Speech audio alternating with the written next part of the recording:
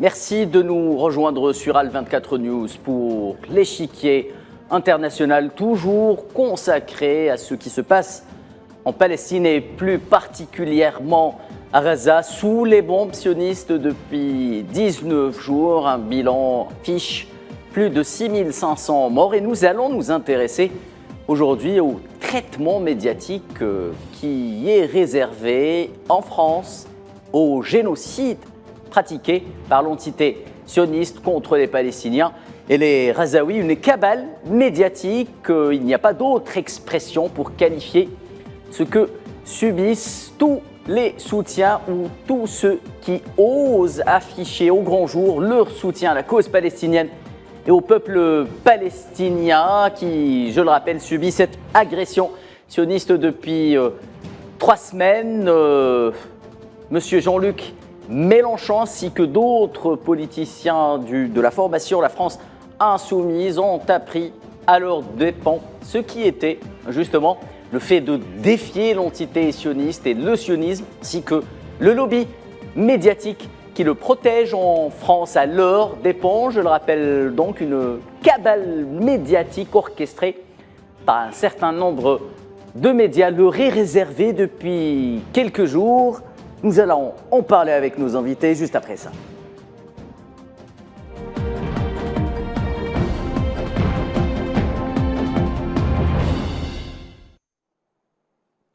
Alors pour aborder l'aspect de la propagande médiatique anti-palestinienne et pro-sioniste à la fois en France, nous avons choisi ce cas d'espèce parce qu'il dépasse tout entendement et vous allez le voir aujourd'hui et le constater sur l'échiquier international. Pour en parler, j'accueille Badis Khanissa, expert en relations internationales, président du groupe Émergence. Vous êtes en direct avec nous depuis Paris. Bonsoir Badis. Bonsoir Erdine. Pour nous accompagner ce soir, également présent avec nous, Gamel Abina, journaliste, analyste politique, également en direct depuis Paris. Bonsoir Gamel. Merci pour l'invitation.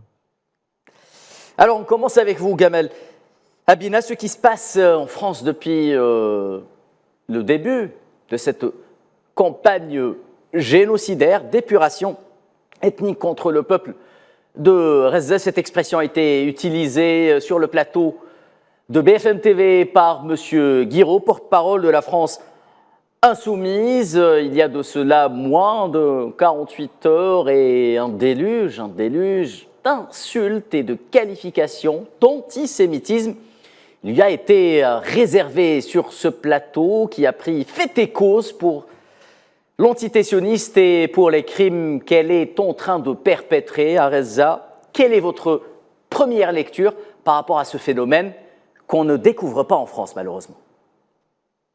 Ce phénomène qu'on ne découvre pas, il a été amplifié par les médias privés. Il ne faut jamais oublier qu'on parle de BFM, de CNews, de LCI, qui sont des médias qui appartiennent à des milliardaires, dont particulièrement BFM est tenu par M. Drahi.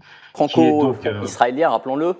Franco-israélien, Oui. Maroco-franco-israélien, Oui. parce qu'il est d'origine marocaine, donc c'est un séfarade qui se prend pour ce qu'il n'est pas. Il a monté une chaîne télévision qui s'appelle I24 et c'est cette chaîne qui est à l'origine de cette intoxication sur les 40 bébés qu'on aurait soi-disant décapités pour des raisons parfaitement délirantes. Rappelons-le, PDG du groupe Havas Media. Absolument. Et en difficulté économique d'ailleurs très, très importante, mais ça, je mets ça de côté. Donc il l'a vendu avec son journaliste sur place, ce mythe des bébés décapités. Maintenant on sait, c'est documenté que c'est faux. On le sait parce que la BBC a fait une enquête, que 20 minutes a fait une enquête et que l'armée israélienne a considéré effectivement que c'était pas vrai. Qu'il n'y avait pas de documents parce que c'était faux. Je rappelle quand même qu'il y a un côté absurde qui rappelle l'Irak en 91. En 91, quand on a fait croire qu'ils avaient tué les enfants koweïtiens en les jetant les couveuses. Et évidemment, pour jeter l'effroi sur la population et caractériser que ce groupe de résistance armée est un groupe terroriste, il faut leur mettre sur le dos un crime absolument insupportable à entendre. Les enfants, ça marche très bien, ils le faisaient depuis très longtemps, c'est pas d'hier. Mais rappelez aussi que le Hamas, c'est pas un groupe d'imbéciles décérébrés. Ils n'auraient jamais fait ce genre de choses pour passer pour des monstres. Donc clairement, ça profite, ce crime imaginaire profite à l'armée sioniste, profite à cette propagande. Et effectivement, les médias français s'en donnent à cœur joie depuis cela pour passer leur temps à vous invectiver. J'en veux pour preuve. Moi, je suis passé sur une télévision privée en l'occurrence, et j'ai eu droit à la sempiternelle question, est-ce que le Hamas est terroriste? C'est pas une question, c'est une acquisition. Si vous Ouais. ne répondez pas, c'est les terroristes, et je l'ai fait habilement d'ailleurs, si vous ne répondez pas, c'est les terroristes, immédiatement vous êtes donc soupçonné d'être un terroriste à votre tour. On est en pleine acquisition, on est en pleine guerre anti-maghrébine, parce que c'est qu'aux Maghrébins qu'on pose la question, uniquement pour soutenir l'entité sioniste. Très bien, merci Gamal. Abina, alors sur ces plateaux, Badi Srenissa, l'occasion également est de pratiquer une certaine forme de révisionnisme historique, emprunt de plusieurs raccourcis historiques très très douteux, c'est le moins que l'on puisse dire. Bah, écoutez, ça a été rappelé effectivement. Aujourd'hui, en temps de guerre, comme on dit, la première victime, c'est la vérité. Donc malheureusement aujourd'hui, ces médias non seulement ont réussi à, je dirais, dans un tour de passe-passe, bien évidemment, avec une feuille de route bien établie, à savoir un tour d'illusionniste, à savoir inverser les rôles, c'est-à-dire la victime devient le bourreau et le bourreau devient la victime.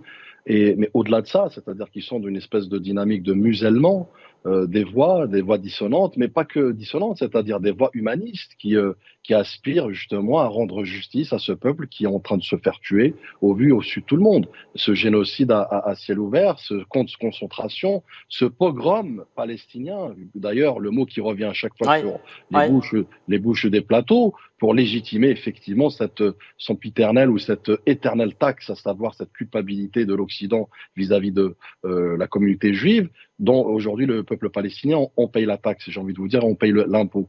L'impôt d'un lourd tribut, puisque vous l'avez rappelé tout à l'heure.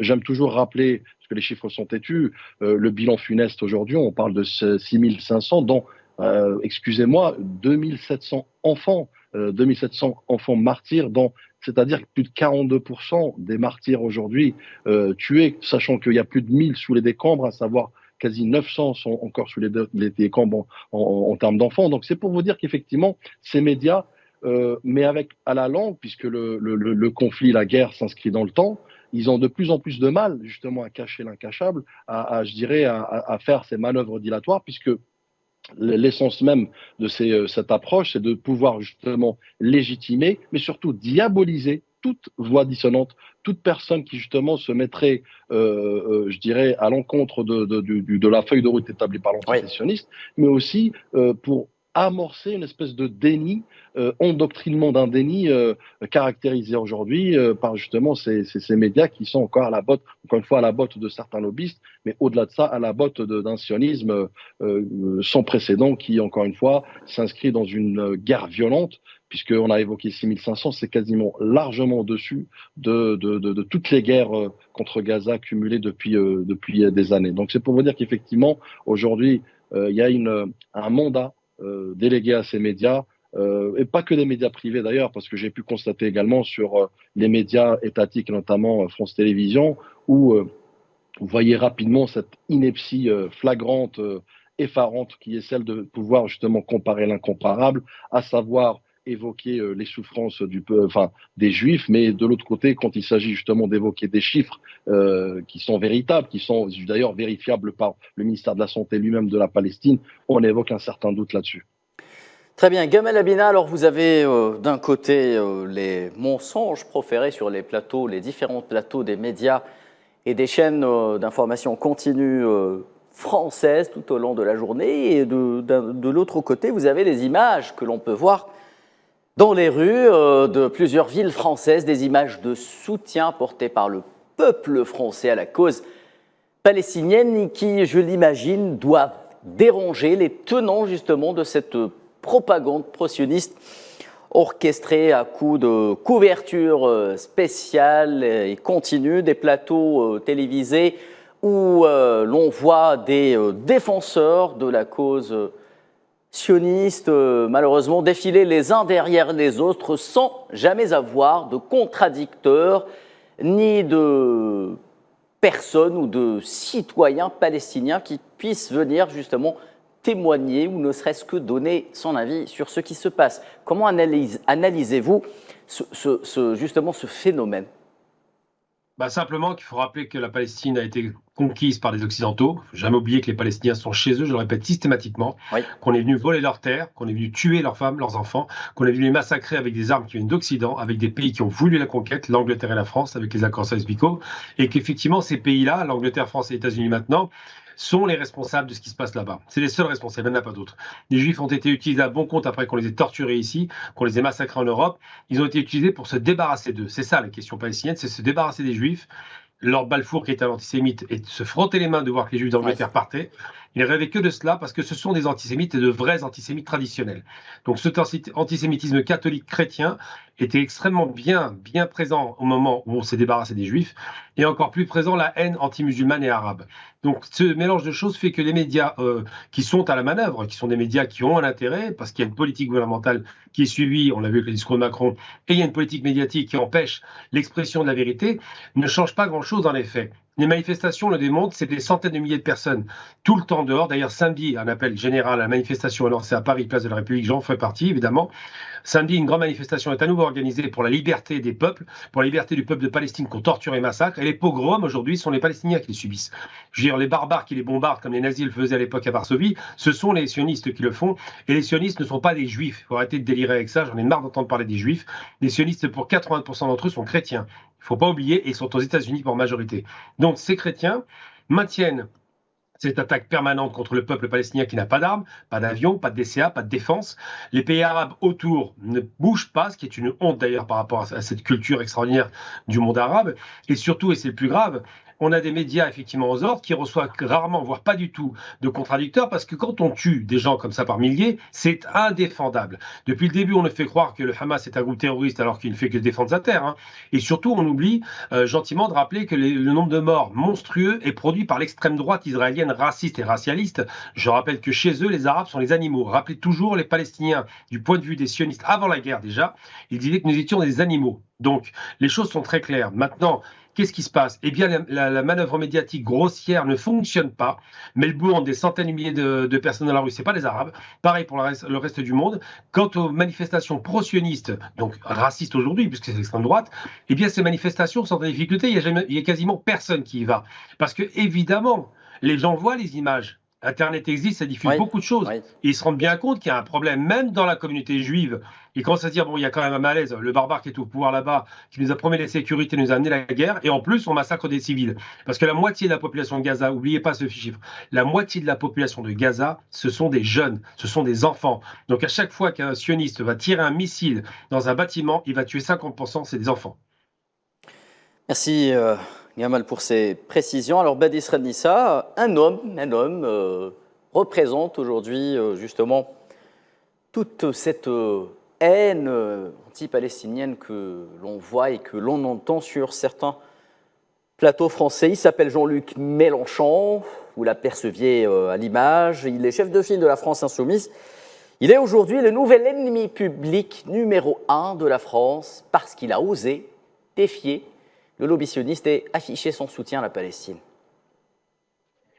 Écoutez, cela est symptomatique effectivement de la classe politique et classe gouvernementale française aujourd'hui, à l'ombre justement de ce qui se passe en Palestine, sous couvert bien évidemment d'éviter de l'importation de ce conflit sur le territoire français, puisqu'il faut rappeler aussi Alors, excusez-moi Badis, lorsque c'est la Palestine qui est attaquée, on se permet de dire qu'il ne faut pas importer ce conflit en France.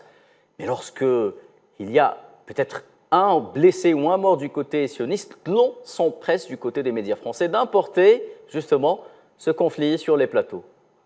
C'est pourquoi je mets le doigt là-dessus, c'est-à-dire absolument. C'est vraiment antinomique. C'est pour vous dire qu'effectivement, c'est un jeu de passe-passe, comme j'ai expliqué tout à l'heure, en fait, où la France, effectivement, sous couvert de éviter l'embrasement dans les cités, l'embrasement en tout cas dans les quartiers français, ou en tout cas à forte majorité musulmane, évite justement le sujet et essaie d'occulter, comme j'ai expliqué, même de museler le débat contradicteur. Mais encore une fois, elle sème ce déni occidental, mais ce déni qui est encore plus accentué aujourd'hui en France. Vous l'avez rappelé, Jean-Luc Mélenchon, il y en a des centaines de milliers en France. Hein, vous savez, il suffit juste de leur donner les canaux et les voix perceptibles, audibles notamment, et qu'ils aient justement les tribunes pour l'exprimer, ils l'expriment d'une manière pacifique. Faut-il rappeler qu'au lendemain justement des attaques, ou du moins l'expédition punitive de l'entité sioniste contre le peuple palestinien,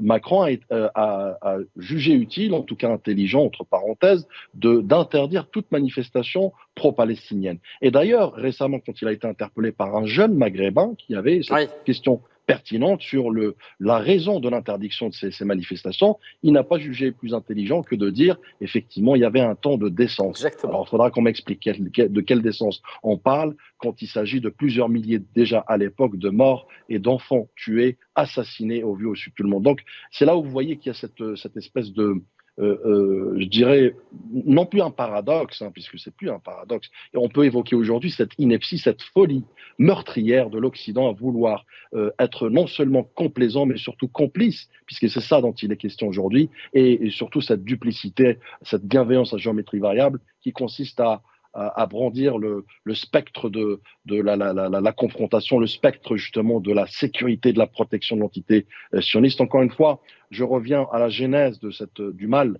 Bâle, le congrès de Bâle, 1897, le 3 septembre, Herzl Théodore, qui avait d'ores et déjà déclaré la fondation de l'État sioniste. Rappelons-le, le sion du mot dérivé, en tout cas en référence d'un nom biblique qui est Jérusalem. Donc, le projet politique, il date de plusieurs siècles. Il est là pour justement, effectivement, écraser tout un peuple au détriment justement d'un soi-disant culpabilité, comme j'expliquais tout à l'heure. Et encore une fois aujourd'hui, avec ce conflit qui s'inscrit dans le temps, comme je l'ai dit tout à l'heure, et à l'ère du numérique, à l'ère du digital, à l'ère justement des réseaux sociaux où le monde est devenu un petit village, ils ne peuvent plus cacher justement cette hérésie, ils ne peuvent plus cacher cette indécence, ce crime contre l'humanité dans lesquels justement l'Occident et la France aujourd'hui a les mains entachées de sang.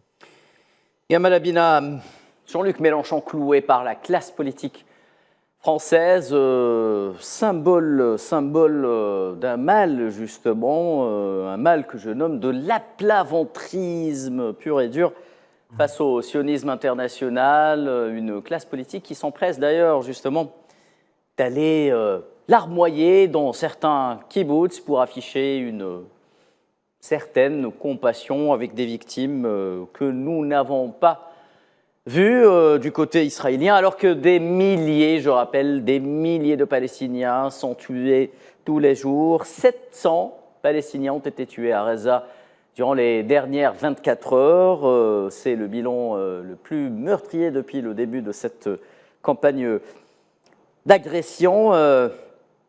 Est-ce qu'en France, aujourd'hui, si vous osez soutenir la Palestine, vous êtes aux yeux de la classe politique française et médiatique le symbole de l'antisémitisme?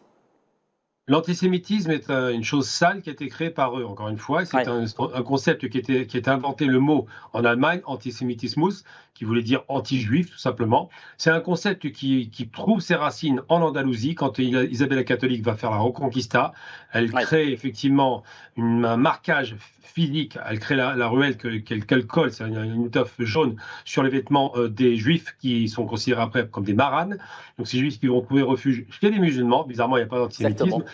L'antisémitisme, c'est juste une insulte occidentale pour occidentale, c'est tout. Ça n'a absolument rien à voir avec la cause palestinienne. Ils confondent la question raciale que eux adorent mettre en avant et la question politique que nous ne mettons pas en avant. Nous n'avons aucun problème avec les juifs, ça n'est pas une question juive, c'est une question coloniale et impérialiste occidentale.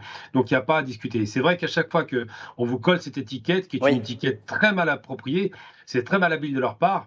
Ils oublient simplement qu'il y a des gens qui ont lutté contre cet antisémitisme et qui sont arabo-musulmans. J'en fais partie. J'ai attaqué un type comme Alain Soral, qui était un antisémite qui voulait pousser la jeunesse maghrébine au motif que la Palestine était une cause noble, à la salir avec l'antisémitisme. On a fait le nettoyage. C'est réglé, cette question. Ils ne la feront pas, celle-là. Par contre, une réalité, c'est que dès l'instant où on parle de Palestine, les fascistes qui sont en face, et ils sont nombreux, l'extrême droite, qui sont dans la cœur joie, actuellement, font croire qu'ils ont une sympathie pour les juifs, ils deviennent philosémites, comme par miracle, et à côté de ça, essayer de récupérer les juifs pour en faire des alliés.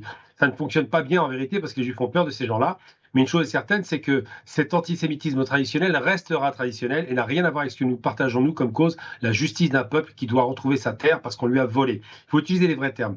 Donc c'est vrai que la chasse aux sorcières aujourd'hui est lancée, la chasse à l'arabe. Dès que vous êtes arabe et que vous allez sur un plateau de télévision français, immédiatement, c'est la vétive. Télévision, radio, hein, c'est la même chose. Hein, c'est des radios, absolument. C'est vraiment une agression caractérisée, un terrorisme intellectuel qui consiste à dire taisez-vous, vous n'avez rien à dire, parce qu'il y aurait eu un massacre. Alors d'abord, on n'a pas vu le massacre, c'est sûr, et surtout, on se rend bien compte que ceux qui ont relayé le massacre sont les propagandistes. Donc moi, je pense que il y a des poursuites qui vont être faites. D'ailleurs, j'appelle l'autorité algérienne, j'ai aucun doute là-dessus, à ne jamais, jamais accepter que les sales pattes de ce criminel qui est Enrico Macias, qui a appelé au lâchage et à la mort des gens de la France insoumise, ne mettent jamais les pieds en Algérie. Oui, absolument. C'est un ancien de l'OAS. Il a soutenu des groupes terroristes en Algérie. Cet homme a une haine, mais vraiment, vraiment chevillée au corps. Il ne doit jamais mettre les pieds en Algérie. Il ne mérite pas, même son origine algérienne, donc il ne faut jamais l'oublier. Donc j'ai envie de dire que moi, je ne suis pas pro Mélenchon, je ne suis pas du tout France Insoumise, ce n'est pas du tout ma classe politique, mais il faut lui reconnaître, lui et son groupe politique, le courage de dire des choses que demain tout le monde dira, à savoir le massacre de masse des Palestiniens actuels fait par un type d'extrême droite est intolérable et on doit appeler au cessez-le-feu et à la fin de cette guerre. Parce que, et je le dis simplement, aujourd'hui, ils font les malins, demain, les Israéliens qui ont été trahis par le gouvernement vont commencer à se poser de vraies questions sur le danger qu'ils ont à rester là-bas. Donc, où on arrive sur un théâtre de paix avec un rapport de force rééquilibré, où on continue comme ça et la guerre sera généralisée. Très bien, une petite remarque, Gamel Abina, parce qu'on voyait à l'écran justement le ministre de la Justice française le nommer et qui parlait à l'hémicycle l'autre jour justement d'antisémitisme et de cercle républicain, sans savoir qui dessine justement ce fameux cercle républicain et qui est maître dedans. Et j'ai une question à vous poser. Vous vous rappelez de qui il a été l'avocat, Gamel Abina? Vous parlez du Dupond-Moretti? Oui. De toute façon, Dupond-Moretti dit tout n'importe quoi. Il a son poste de ministre. Il n'a pas du tout. Je rappelle juste qu'il a été l'avocat du frère de Mohamed Merah. Absolument. Pourquoi ne l'accuse-t-on pas d'être antisémite dans ce cas? Parce qu'on dira qu'il était l'avocat d'un homme. Effectivement, vous avez fait bien le rappeler. Il a fait son métier d'avocat. Moi, j'allais dire simplement, on parle d'axe républicain en incluant l'extrême droite. C'est quand même très amusant. Macron va avoir un homme d'extrême droite en Palestine occupée. Mais dire simplement, c'est que l'extrême droite était conseillée. C'est pour ça que je m'amuse de cela. Et je l'ai sorti à plusieurs intervenants d'extrême droite. Il nous donne des leçons d'antisémitisme, alors que le plus grand antisémite de France, Alain Soral, revendiqué néo-nazi, était conseiller de Marine Le Pen au début des années 2000. Donc pas de leçons à prendre de la part de ces fascistes. Et simplement, l'ex-républicain, s'il devient fasciste, à ce moment-là, mieux vaut être démocrate. Parce que le républicanisme, ça devient inquiétant. Mais simplement, pour conclure mon propos, l'antisémitisme, c'est une poubelle de l'histoire occidentale qui se la garde. Le mot de la fin pour Badr Srenissa, ce cercle républicain avec lequel on rebute les oreilles de toute personne osant justement, notamment si elle fait partie du cercle politico-médiatique français, justement, de soutenir la cause palestinienne. Qu'en est-il, ce cercle républicain? Qui le dessine? Qui décide de qui on met dedans et qui on met à l'extérieur de ce cercle, justement? Cela devient compréhensible, inintelligible pour le reste du monde. Vous savez, c'est des valeurs républicaines comme un menu à la carte, c'est-à-dire quand on exploite à bon escient, quand bien évidemment cela le permet. Donc moi je pense qu'il y a un mensonge énorme sur ces valeurs républicaines, comme vous l'avez évoqué, ce cercle républicain.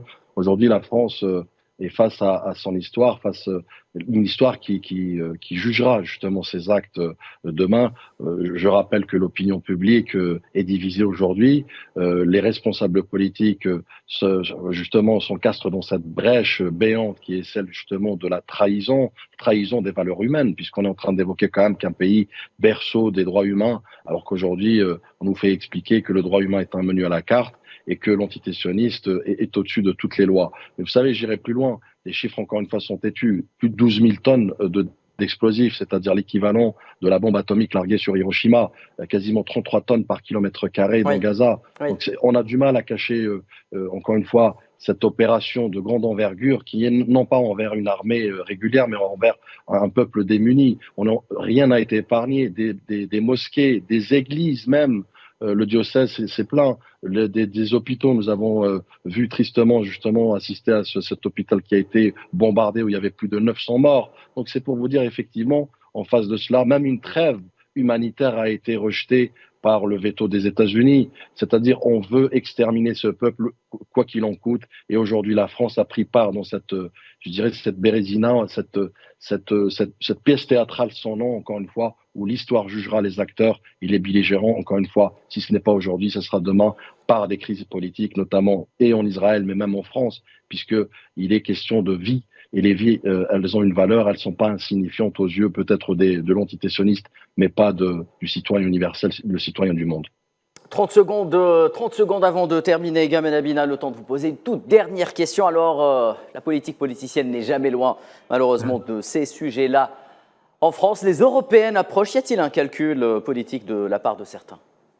Oui, il y a calcul politique pour faire croire que d'un côté il y a les humanistes, de l'autre côté les barbares, mais le problème c'est que la France insoumise qui ne fait pas de calcul, là je m'inscris en faux, la part de votants en faveur de la France insoumise d'origine maghrébine, c'est 10% du corps électoral, donc c'est rien. C'est vraiment de leur part une honnêteté et un courage. Ils sont dans le camp du bien et les autres sont le camp du mal, tout simplement. Et on en saura plus bientôt, mais il n'y a pas de calcul. Le calcul de l'autre côté, c'est de faire monter l'extrême droite. Et rappelez-vous une chose, l'extrême droite française profite à plein de ce qui se passe en Palestine. Et il y a un sioniste qui a osé dire que les Maghrébins de France étaient tous membres du Hamas. Donc vous imaginez un peu le tableau général, c'est le fascisme.